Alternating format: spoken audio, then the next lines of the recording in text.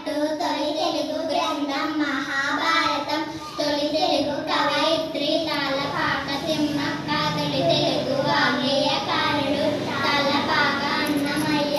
తొలి తెలుగు కథానిక దిద్దుబాటు గురజాడ అప్పారావు. తొలి తెలుగు సాంఘిక నవల రాజశేఖర చరిత్ర కందుకూరి వీరేశలింగం. తొలి తెలుగు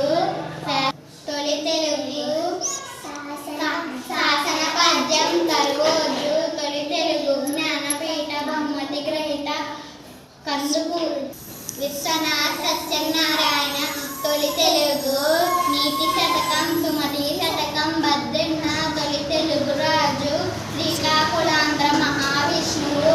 తొలి ఆంధ్రదేశాన్ని పాలించిన తొలి రాజవంశం శాతవాహనులు. తొలి తెలుగు కూచిపూడి నృత్య కలాపం భామ కలాపం సిద్ధేంద్ర యోగి. తొలి తెలుగు దినపత్రిక కృష్ణపత్రిక.